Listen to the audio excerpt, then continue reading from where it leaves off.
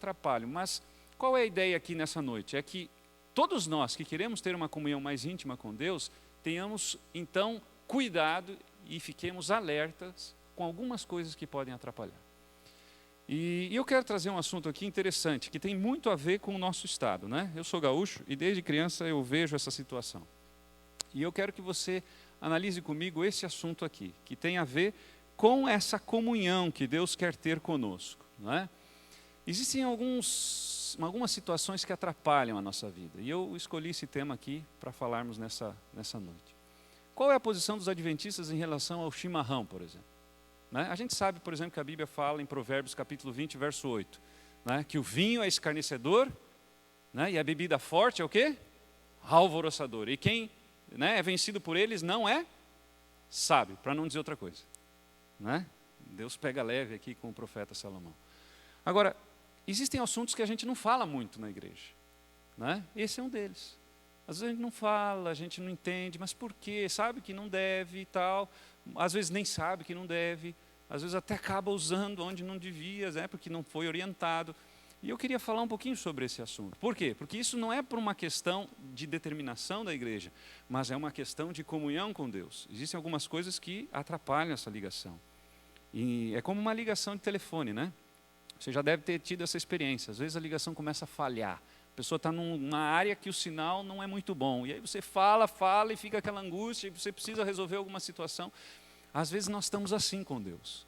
Não é? A gente quer ter uma proximidade com Deus, mas está falhando a ligação. Por que está falhando? Porque tem situações que, de repente, eu criei que estão atrapalhando essa comunhão com o Criador.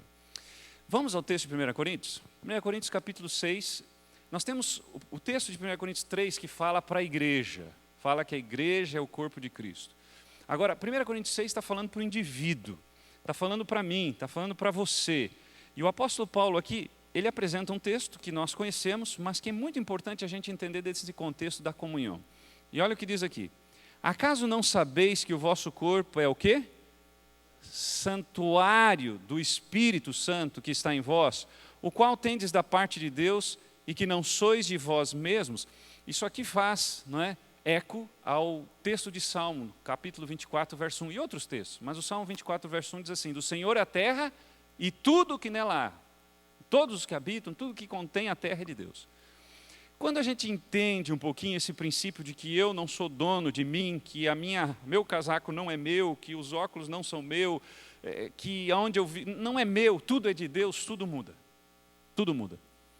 Quando eu compreendo de que eu sou apenas uma propriedade de Deus, tudo muda. E o texto aqui enfatiza o que o Antigo Testamento já tinha dito de maneira muito aberta. Olha, você, indivíduo, né? O contexto aqui está falando de fugir da impureza. Você, indivíduo, você é propriedade de Deus. Portanto, se você é propriedade de Deus, quem determina o que você deve fazer é Deus. Portanto, Paulo, entendendo isso, diz, quer comais, quer bebais, fazei tudo para a honra e glória de Deus. Por quê? Porque Deus está na tentativa de tentar religar novamente essa comunhão. Deus não está preocupado aqui em determinar, você não deve fazer isso, não deve fazer aquilo, deve fazer aquele outro. Não, Ele está dizendo assim, eu quero voltar como era antes. Eu quero ter amizade com vocês como eu tinha no Éden, que a gente batia papo, face a face. Só que o que acontece? Vocês estão colocando obstáculos e vocês não estão conseguindo ser sensíveis à voz do Espírito Santo. Não sei se você já estudou a Bíblia com alguém, que você ensina a verdade, você mostra textos da Bíblia, está tudo muito claro para você, e de repente essa pessoa não consegue compreender. E você fica indignado, mas como? Está aqui, está claro. Existe esse problema, mente embotada. A mente não consegue captar as verdades do céu, porque existem obstáculos que atrapalham. Pode ser a falta de exercício, pode ser a falta de sono, pode ser a falta de água, pode ser uma alimentação desregrada. Porque, veja, nessa parte do cérebro, né, quem é da área de saúde entende muito bem, nós temos o lobo frontal. O lobo frontal é onde, não é, nós tomamos as decisões. E, sem dúvida alguma, é aonde o Espírito Santo trabalha. Eu lembro muito de uma situação que houve no passado, não é, de alguém que teve o lobo frontal afetado. Não é? Eu até já mencionei, talvez em algum momento aqui, que é o Finis Gage. Essa história é muito conhecida na medicina. E esse cidadão, ele, né, teve um ferro arremessado no seu lobo frontal. Ele era uma pessoa boa, era uma pessoa do bem, honesta e tal. Só que depois desse acidente, ele conseguiu sobreviver. Ele se tornou um camarada desonesto, um camarada que abandonou a esposa, abandonou filhos, né, era totalmente desregrado, a ponto de viver num circo, né, andando para um lado para o outro, até que dentro do circo não aguentaram mais, né, com ele. Porque a vida desregrada, eu estou falando desse acidente para dizer o seguinte para você: a falta de um estilo de vida regrado afeta o lobo frontal. Quando eu durmo pouco, quando eu não tenho, não é, cuidado com o corpo, eu acabo, não é, tendo o lobo frontal afetado. Consequentemente, aonde o Espírito Santo trabalha comigo, eu passo a perder a sensibilidade de ouvir a voz de Deus. E aí eu não consigo ouvir e ver algumas verdades que são claras para outros. E as pessoas falam e eu não consigo compreender. Por quê? Porque eu me distanciei de tal maneira de Deus com o meu estilo de vida, que eu acabo, então, simplesmente não conseguindo restabelecer essa comunhão. E já que eu toquei no assunto, né, do chimarrão, vamos analisar um pouquinho o porquê nós devemos ter um cuidado com esse assunto. Qual é a história dessa bebida? Veja, esse é um hábito, não é, que foi recebido aí, né, recebemos esse legado pelas culturas Quechua, Aimará e Guarani. Portanto, é um programa de índio, literalmente. Tá? Não estou falando aqui de maneira pejorativa, estou falando literalmente, é um programa de índio. Ok? Então, veja, aqui um pouquinho mais da história para a gente, você pode pesquisar isso, mas eu queria que você acompanhasse comigo aqui. Da metade do século XVI até 1632, a extração da erva mate era a atividade econômica mais importante da província del Guairá, que é o território que hoje abrange o estado do Paraná, e no qual foram fundadas 3 cidades espanholas e 15 reduções jesuíticas. Os primeiros a fazerem uso da erva mate, então, foram os índios Guarani, que habitavam a região definida pela bacia do rio Paraná, Paraguai e Uruguai, na época da chegada dos colonizadores espanhóis. Agora eu quero falar um pouquinho dos malefícios. Né? Qual é o problema? Porque é uma questão cultural. Aqui quem está falando é um gaúcho, tá? Alguém vai dizer, mas sim, gaúcho, né, de terceira geração. Qual é o problema? Vamos ver aqui. Existem algumas situações. 3 alcaloides. Nós encontramos na erva. Tá? 3 alcaloides. A cafeína, a teofilina e a teoromina. E quem conhece essa substância sabe os efeitos de cada uma delas. Lembrem que eu estou falando no contexto de comunhão com quem? Com Deus. A questão aqui é comunhão com Deus. Então, Deus quer reestabelecer a comunhão íntima com Ele. Só que existem elementos do meu estilo de vida que podem atrapalhar isso. E esse é um deles. Por exemplo, vamos analisar um por um. Tá? A cafeína. Veja, para quem crê no Espírito de Profecia, né, sabe o que está escrito no Conselho sobre Regime Alimentar, na página 425. E lá falando diretamente sobre café, diz assim, tomar café é pecado. E quem crê que aquilo vem de Deus, não discute. Não é? Agora, qual é o problema do café? A cafeína. Se ela também está contida na erva mate, a gente precisa pelo menos parar para pensar. Olha só, ela é um estimulante legal, mais usado talvez no mundo, é mais comumente associada a café e às bebidas à base de cola, e vocês conhecem essas bebidas, mas é encontrada também aonde? Na erva mate. E aí, volta ao ponto, a questão não é tomar ou não tomar, a questão é, eu quero ter comunhão com quem? Com Deus. Eu quero a minha mente limpa, eu quero que o lobo frontal esteja aberto para que o Espírito Santo possa cumprir o que está em João 16, verso 8, e convencerá o mundo do pecado, da justiça e do juízo. Qual é o trabalho do Espírito Santo? É dizer assim, fulano, acorda, eu quero te salvar, não vá por aí. E ele está o tempo todo no meu lado. A palavra consolador no grego é parakletos, que significa alguém que foi convidado para estar ao lado. O Espírito Santo está o tempo todo do meu lado, não existe motivo para solidão, viu? Nós cristãos não precisamos ficar com problema de solidão, porque o Espírito Santo está o tempo todo do nosso lado, e ainda tem o anjo da guarda. Né? Então a gente nunca está sozinho.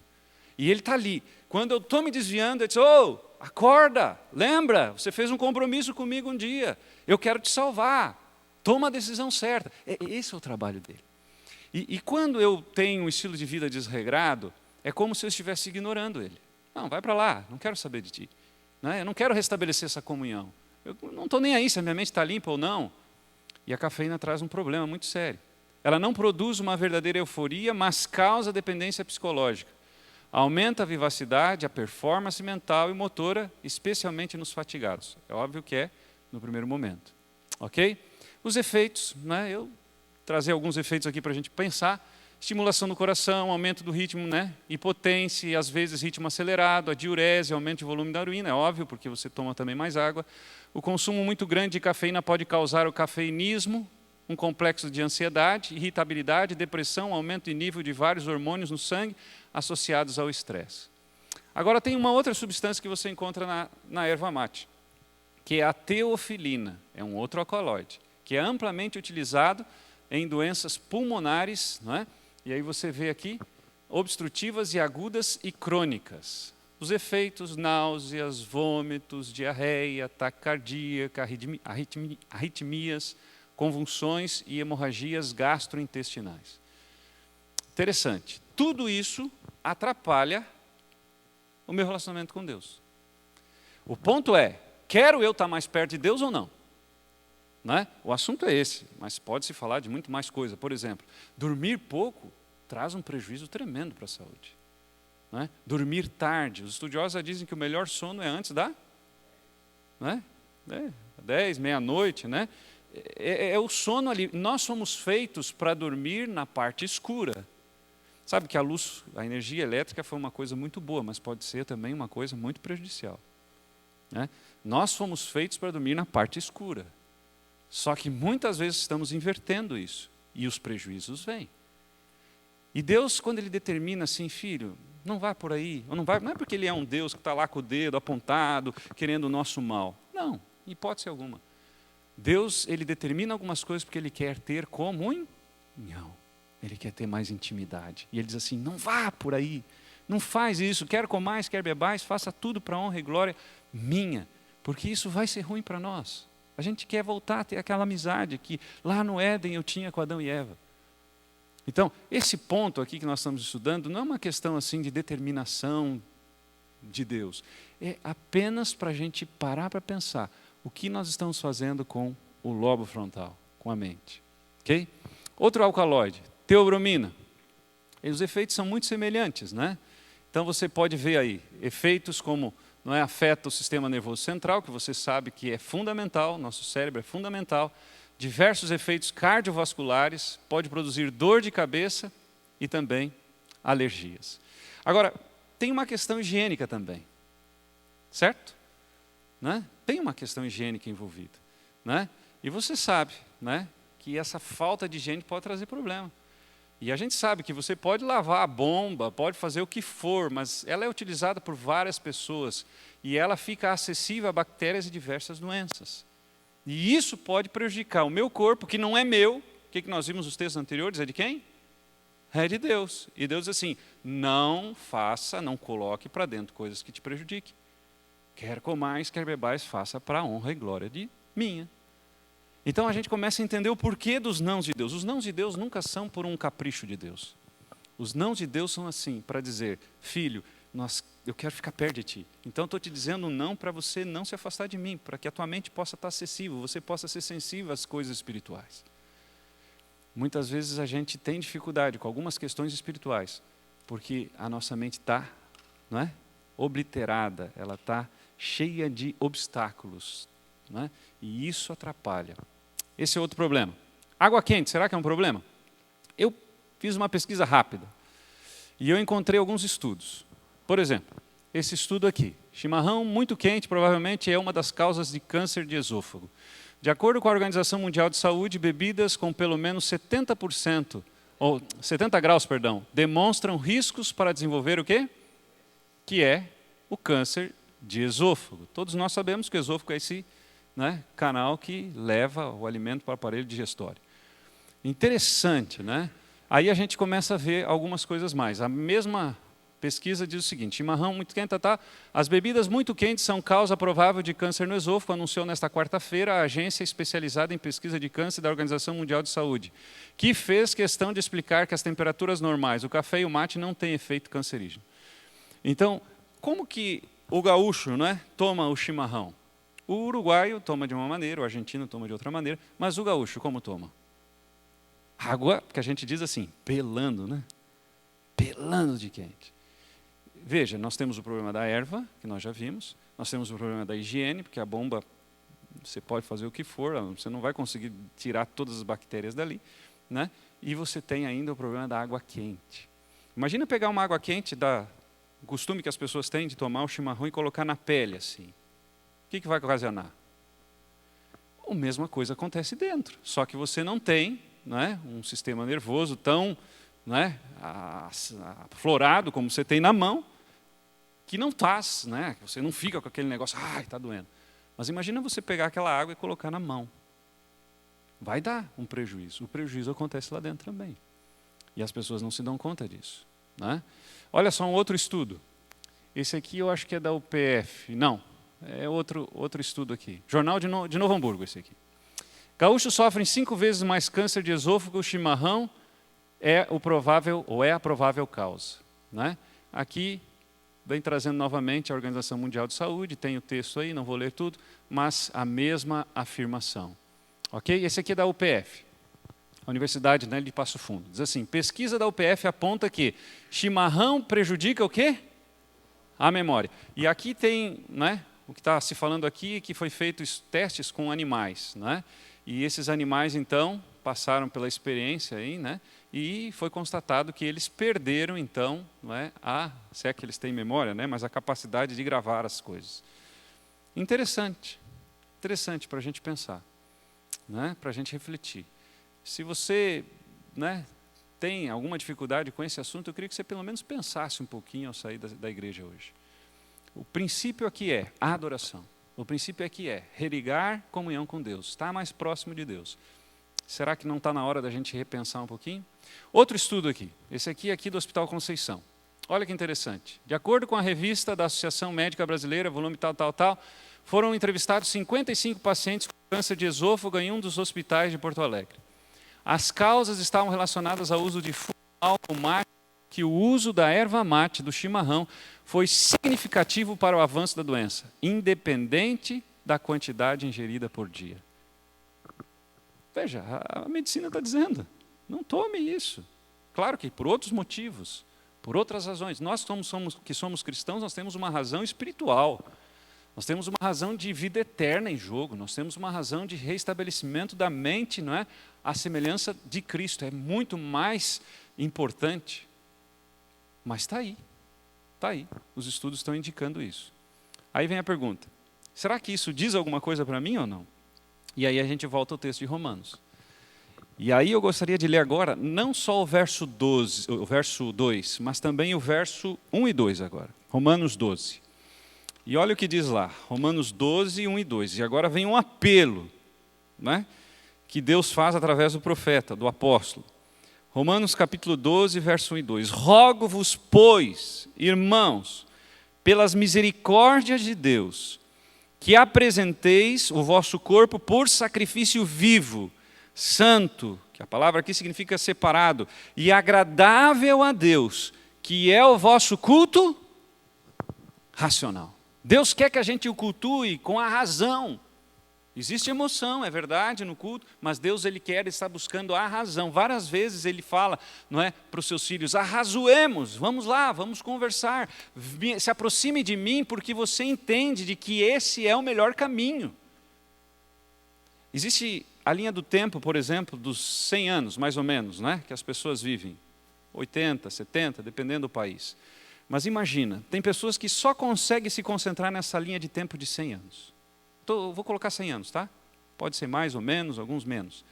Mas imagina, 100 anos. E a pessoa ela não consegue tomar decisões olhando uma linha mais ampla, da eternidade. Imagina que tem a linha de 100 anos e uma linha da eternidade, que não tem fim. Né? Ela se concentra só nessa linha de 100 anos. Tudo o que ela faz. E ela não consegue se concentrar na linha da eternidade. Isso é triste. Por quê?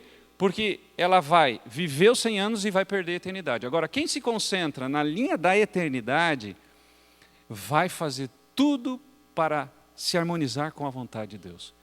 Porque a Bíblia diz em João 5,39, examinai as Escrituras, porque cuidais ter nelas a vida eterna. E são elas que testificam de mim, palavras de Jesus. Não é? Então, a Bíblia está dizendo, olha, Vem cá, apresenta o corpo de vocês em sacrifício vivo. E aí volta o verso 2. E não vos conformeis com este século. Não fique indo atrás dos costumes das pessoas, das tradições. Se tem uma coisa que Jesus combateu quando ele veio a primeira vez aqui, foi tradição.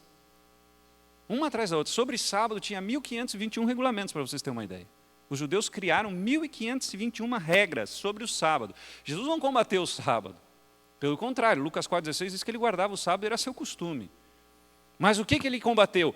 Os 1521 regulamentos, como por exemplo, cuspir no chão, e se produzisse barro, estava trabalhando. E no espelho de cobre, se visse um cabelo branco e arrancasse no sábado, estava trabalhando. Coisas que não estavam na Bíblia. E Jesus foi combatendo essas tradições. As tradições, né? E tradições, ele foi combatendo. Queridos, as tradições são bonitas. Eu tenho orgulho de ser gaúcho, no bom sentido. Gosto de ser gaúcho. Mas eu tenho que ser inteligente. Eu não posso ser tonto, a ponto de, por causa de uma tradição, estragar o meu relacionamento com Deus. Eu preciso entender isso. E por isso que o apóstolo está dizendo, olha, apresente o corpo com uma renovação da mente. A mente tem que passar por uma transformação. O que eu fui ontem não pode ser o mesmo hoje. Se eu era um camarada bravo, ignorante, no momento que eu estudo a Bíblia, eu tenho que deixar o Espírito me transformar. E eu tenho que agora começar a engolir sapo, eu tenho que começar a amar meu irmão, eu tenho que começar a fazer o bem para eles, porque senão não há crescimento. Eu passo um eterno bebê. Tem gente que vive a vida de fralda, né, espiritualmente falando. 50 anos, eu posso ficar 50 anos de fralda. Não há crescimento. E o apóstolo Paulo está fazendo um apelo aqui. Transformai-vos pela renovação. O Espírito Santo vai estar te ajudando, ele vai estar ali, te dando força. A questão não é o alimento, a questão não é a bebida, a questão é o porquê de não usar ou o porquê de usar. Entendem isso? É comunhão. Deus quer comunhão. Se tem tantos alcaloides que fazem mal para a saúde, se tem tanto risco para ter doença e o corpo não é meu, por que eu vou arriscar? Por que eu vou fazer? Ah, mas eu gosto. Ah, ok. Então, aí eu tenho que optar se eu vou adorar o eu ou eu vou adorar a Deus. Se eu vou adorar o eu, ok, siga. Toque o barco. Faça o que você achar que tem que se fazer. Agora, se eu parto do princípio que sou um cristão e adoro a Deus, eu não posso ter outros deuses, certo? Nem eu, nem a minha vontade. Eu tenho vontade de comer muitas coisas que não como. Me apetece. Mas a Bíblia está me dizendo, não é por aí. Não é por aí. E aí eu tenho que dobrar os joelhos muitas vezes e pedir, Senhor, me ajuda. Né? Me ajuda, transforma a minha mente, transforma meus gostos. Eu coloquei aqui para contar para vocês, eu lembro de uma situação, primeira semana de ministério, 23 anos atrás. Tinha 6 igrejas, uma que ficava a 80 quilômetros para a direita, outra 140, né, para um lado, e a outras 2 que ficavam, uma a 80, outra a 120, e mais 2 na cidade onde morava. E eu lembro que eu comecei então a visitar as pessoas. E no interior é mais fácil visitar do que na capital, né? E aí eu lembro que eu fui para uma das cidades, que ficava a 80 quilômetros, e eu lembro que na sede, né, eu perguntei para as pessoas que conheciam os irmãos daquela cidade, disse, olha, tem alguma referência, porque eu não tenho telefone de ninguém, o pastor não tinha me deixado nenhuma informação, que eu possa pelo menos ir nessa pessoa e ela me indicar a casa dos irmãos. Era uma quarta-feira e eu faço as visitas, eram em torno de 20 membros. Eu vou tentar visitar todos antes do culto e depois no culto, né, a gente tem o culto, faz junto, vou convidá-los para estar no culto. E alguém me disse assim, olha, vá no centro, que era uma cidade de 15 mil habitantes, pequenininha, não era difícil de achar, na única eletrônica que tem na cidade. E você vai encontrar lá, aquele é o líder da igreja.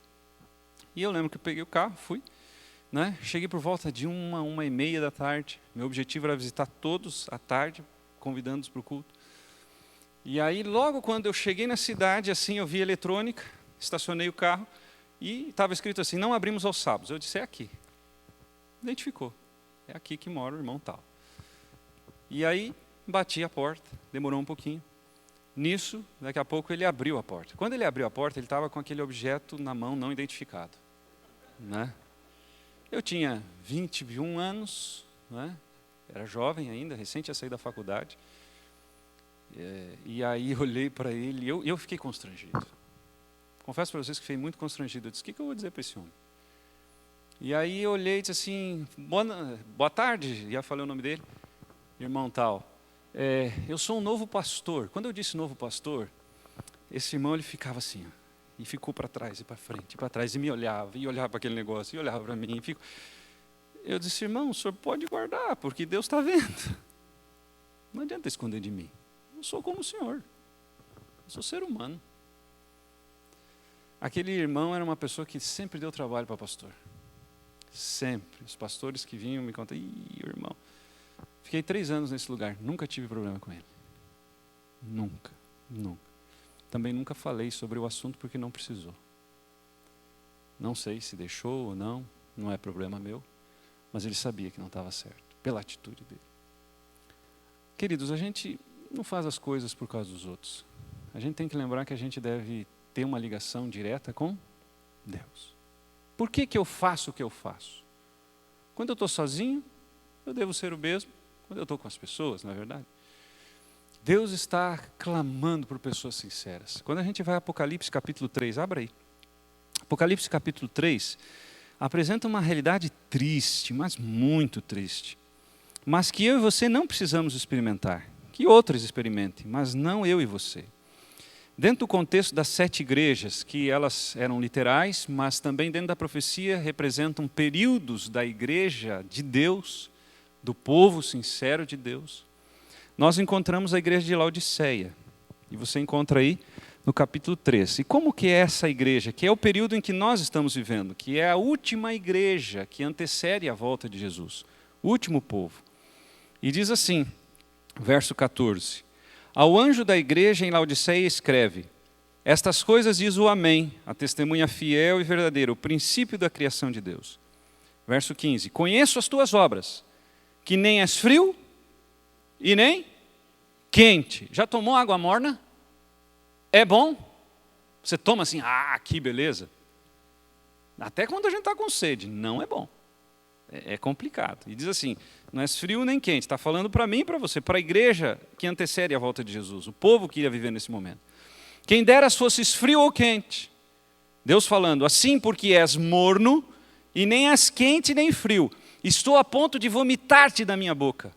Pois dizes, estou rico e abastado, e não preciso de coisa alguma, e nem sabes que tu és infeliz, sim, miserável, pobre, cego e nu.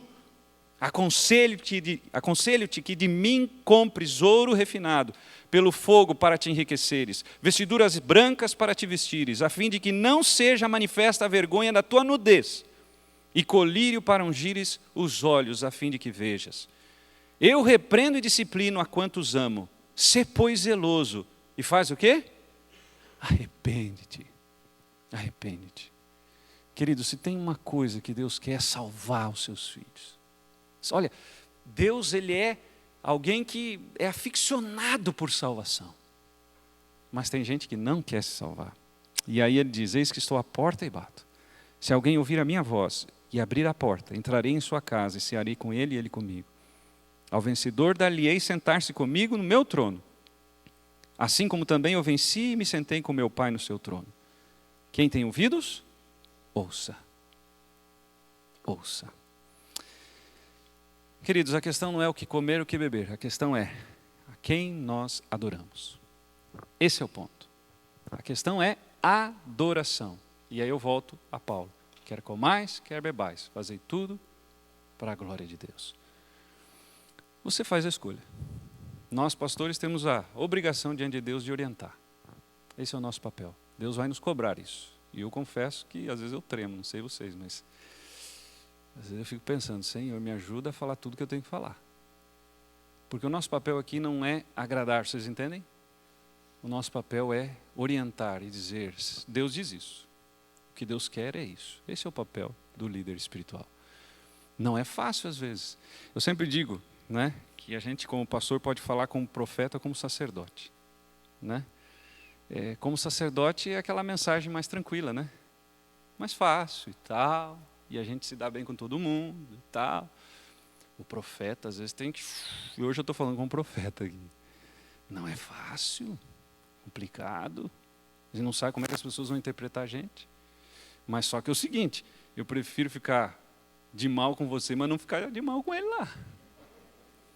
Porque um dia eu vou ter que dar conta, nós vamos ter que dar conta para ele. E ele vai perguntar, e aí, orientou meu povo? Eu mostrei para vocês. E ele vai me chamar a atenção. Então, meus amigos, é isso que eu estou fazendo hoje. Não leve a mal. Mas Deus está dando o caminho. Ele está dizendo, eu quero mente boa, eu quero que você esteja com mente clara aí, sabe? Mente boa, porque aí eu vou poder me comunicar bem com vocês. Vocês vão ler a Bíblia, vocês vão entender. Vocês vão vir para a igreja, não porque fulano ou beltrano prega, vocês vão vir com o espírito certo, de adoração. Não vão vir aqui para receber nada, vão vir aqui para agradecer o que eu tenho feito por vocês. Então, muda tudo, sabe? Quando a gente compreende realmente o que Deus espera da gente. E o estilo de vida faz parte do processo. Eu toquei num pontinho hoje aqui, né? Bem simples, mas que às vezes a gente não fala muito, e é importante a gente entender. Meu apelo nessa noite não podia terminar aqui sem um apelo. E eu não vou pedir para ninguém se levantar, porque eu não quero que você se manifeste hoje. É um apelo diferente, viu, pastor? Normalmente em pé para o pessoal levantar a mão e tal. Hoje não. Hoje eu não quero expor ninguém, mas eu quero fazer um apelo aqui.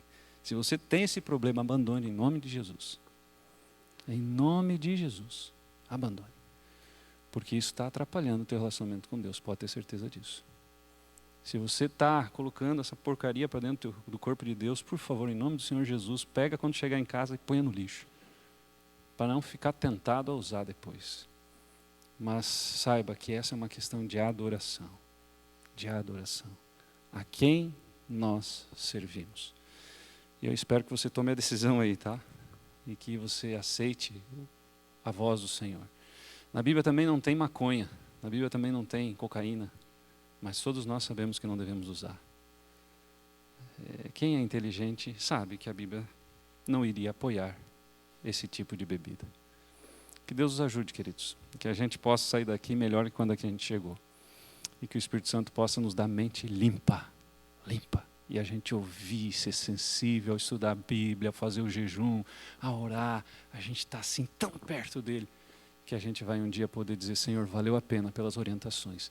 Hoje eu estou aqui, no céu, recebendo a coroa da vida, porque um dia o Senhor deixou a Bíblia para clarear o caminho e para me orientar. Quero convidar vocês a nós cantarmos aí. É possível, Kevin? Eu não combinei com vocês aí, mas o hino 480. Em tuas mãos. Pode ser, pastor? Esse hino, eu creio que é uma oração. Eu gosto muito da letra, é bem pequenininho, mas a letra é uma letra que faz-nos entregar a nossa vida ao Senhor. Que a gente possa entregar a nossa vida ao Senhor e de verdade. Vamos ficar em pé então? 480.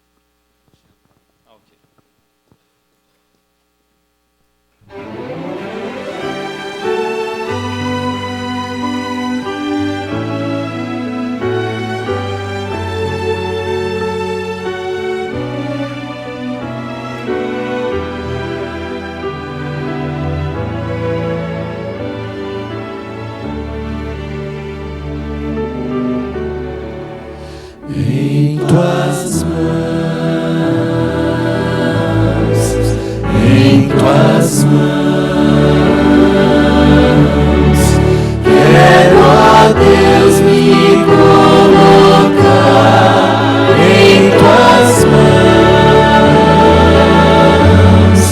Vem mostrar-me, ó Senhor, teu carinho e teu amor, meus temores vou depor em tuas mãos, em tuas mãos, em tuas mãos. Quero, ó Deus, me colocar em tuas mãos. Esta é minha oração, ter a vida em tuas mãos. Toma, pois, meu coração em tuas mãos.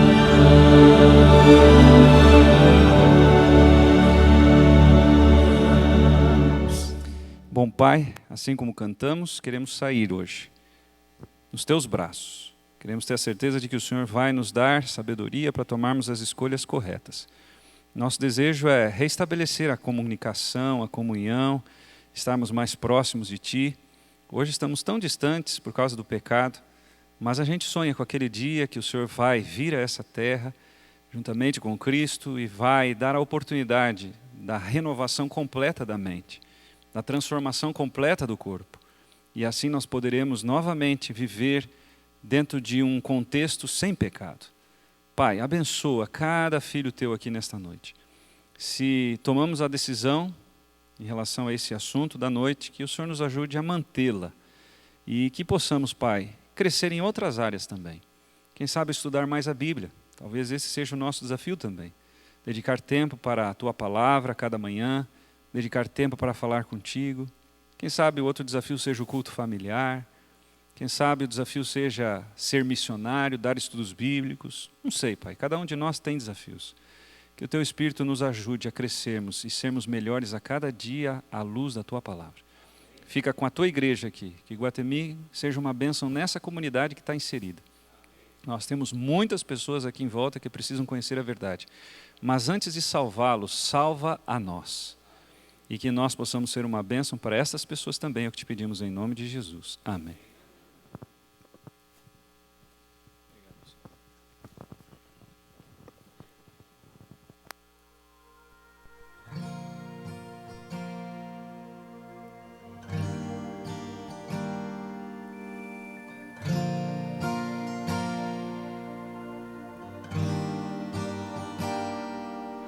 Como pode um pintor ser refém de sua própria obra?